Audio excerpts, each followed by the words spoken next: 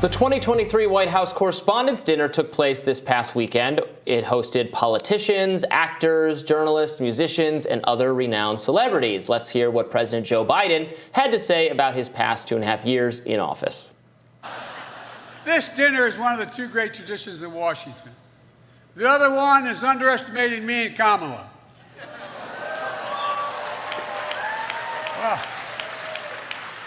But the truth is, we really have a record to be proud of. Vaccinated the nation, transformed the economy, earned historic legislative victories and midterm results, but the job isn't finished. I mean, it is finished for Tucker Carlson. What are you wooing about like that? Like you think that's not reasonable? And this is what comedian Roy Wood Jr., who spoke at the dinner, said about Tucker Carlson's cancellation. We got to get Tucker back on the air, Mr. President, because right now there's millions of Americans that don't even know why they hate you. Real funny stuff. So, another White House Correspondents' Dinner weekend has come and gone. Obviously, there's the standard criticism, which I think perfectly applies, that why are journalists who are supposed to be holding power accountable hobnobbing with the government and then with celebrities, etc. I didn't find Joe Biden's remarks particularly hilarious, nor the supposed comedian, but maybe I was in a cranky mood. I don't know. What do you make of it? It seems everyone must have been in a cranky mood then, Robby. The only place I'm okay with the U.S. president bombing is at the White House Correspondents' Oh, see, Truly. that joke would have killed. I should have written for Biden. It would have Yeah. been great fun, but they never would have said anything I would have written down. I think it's absurd that it's like we have this one night where you can have sanctioned satire, and there's certainly a line that nobody can cross, and we can poke a certain amount of fun at people, and only our guys that we like are invited. Yeah. I don't know how I feel about it. Yeah, obviously taking a shot at Tucker is perfectly fine within the bounds of comedy. I don't think that was the funniest joke ever. I think they could have done a lot better, but oh well. You know, this is a time-honored tradition, except I think the year like Trump didn't do it, right? Because he doesn't have a sense of humor about himself. Right, And maybe they exactly. kind of didn't do it during COVID. I can't remember. Well, they still did it last year, even though like the staff and all the support people had to be masked because we were doing this like half COVID militancy, but only for normal people. Like the wealthy and powerful get to, it's over for them, but they get to shame you for not doing it. So at least that was done and over with, thank goodness. Yeah, I didn't see any discourse criticizing social gathering, the lack of masks, nothing like finally that. over. It seems to be, it's in our past now. Thank goodness. The main problem with the whole White House Correspondents thing is I think that for events like this where Biden has to perform and show up a certain way, he's very different from what we hear about how he is in White House meetings with folks. And I'm concerned that they're giving the president... In what way? What do you mean? Like that he's a bit slow, sluggish, can't keep his words together, seems to be pushed around by his staff a lot. And then for these events, when he's on camera, he seems to be good. I think perhaps they're giving the president a bit of Adderall before his appearances in situations like this. But he seems to have a good sense of humor. I think Trump didn't do the White House Correspondents' Dinner because he's had to endure Comedy Central roasts, which Joe Biden has never been subject to. Absolutely not. All right, let's hear a little bit more of what Biden had to say. In a lot of ways, this dinner sums up my first 2 years in office. I'll talk for 10 minutes, take 0 questions, and cheerfully walk away. The president also weighed in on the New York Times discussion of his age. I get that age is a completely reasonable issue. It's on everybody's mind. And everyone, by everyone I mean the New York Times. Headline: Biden's advanced age is a big issue. Trump's, however, is not.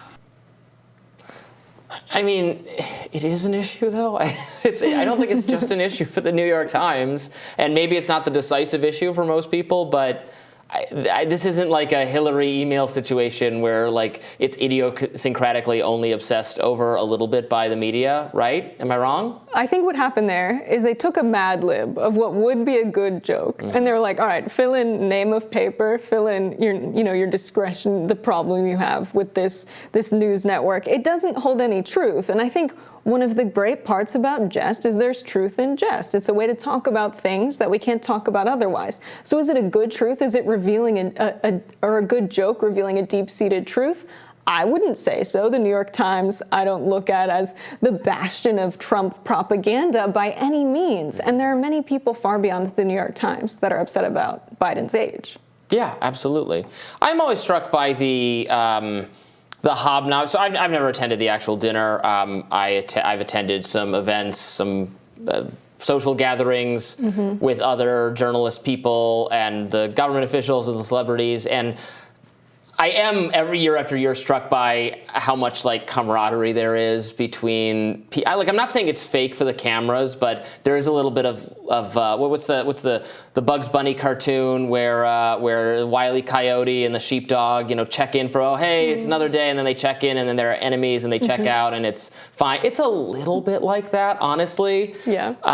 They clock in as enemies. Yeah. When it's on the cameras, it's this, but it's entertainment rather than news. So the feuds are like they're not entirely fake, but they're inflated for the cameras. Right, absolutely. And everybody's palling around a little bit off camera. Yeah, there are people who are doing great investigative reporting, independent journalists, but their invites get lost in the mail every year for the White House Correspondents' Dinner. There are a lot of people who report on many good things that are enemies of these guys. And they act like it's this open thing, and in the spirit of democracy and being open, we're inviting everybody. No. Well, Roy Wood Jr. highlighted the public's treatment of Vice President Kamala Harris thus far. But I think the most insulting scandal to fall to the feet of the Biden administration was placed at the feet of our Madam Vice President. The scandal of what does Kamala do? Which is a disrespectful question. That's a disrespectful question because nobody ever asked that question of the vice president until a woman got the job. Nobody asked. I don't know what Mike Pence did. The only thing I know about Mike Pence is that he's really good at playing hide and seek at the Capitol. That's just not true. People have been saying, what does the vice president do? Like, since John Adams? Right? I'm pretty sure John Adams felt that way about the role. People said that of Joe Biden. I guess they didn't say it for Dick Cheney because of the whole like puppet mastering George Bush kind of thing. But right? Am I misremembering this? I thought there's always a lot of hand-wringing about what is even the point of the vice president job. Yeah, I think it's a fair criticism. I think sometimes we use gender as an excuse what is Kamala doing? I have that question as a woman. I remember when we were deciding, not us, but the Democratic Party was deciding who would be on the ticket. That primary was really concerning when we had Kamala Harris potentially being on the ballot. Because when I look at candidates and I think about the issue of gender, I think which candidate would be the best for women? Would it be someone like Bernie Sanders, who is promising Medicare for all? There are many women across the country who don't have access to health care. That's a good candidate who's going to guarantee health care. That's what I think about when I think about a politician being good in that regard. And we might get caught up, I think, a little bit too much in the identity politics of it all when we should be interrogating these fair criticisms of people in office. Speaking of which, there was talk of, obviously defending press freedoms abroad, etc. There's the Wall Street Journal reporter who is being detained in Russia. That's a very terrible situation. But of course, no mention of Julian Assange, whose prosecution the U.S. government is still seeking after years. This is a whistleblower, someone who revealed uncomfortable truths about how the U.S. government operates, who has paid everything short of the ultimate price for this, being, effectively held captive in an embassy and now actually in prison, dying is still alive but slowly dying as a result of it, according to his family members. And no reckoning, no self-reflection whatsoever about why the U.S. government is still pursuing policies of trying to bring him to justice. Yeah, the way I see the Julian Assange situation is when you hear the White House press secretary asked about it, we get this answer, it's under the purview of the DOJ. Effectively, I think that is kicking the ice cube under the refrigerator and letting it melt. Like, we don't want to deal with this. We are not dealing with this. We don't even want to make a meaningful statement about what's going on.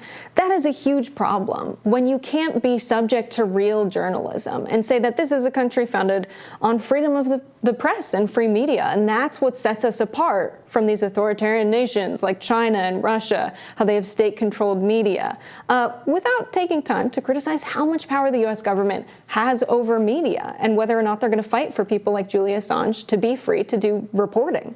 Indeed. Well, no surprise that didn't come up at this weekend's festivities. More Rising right after this.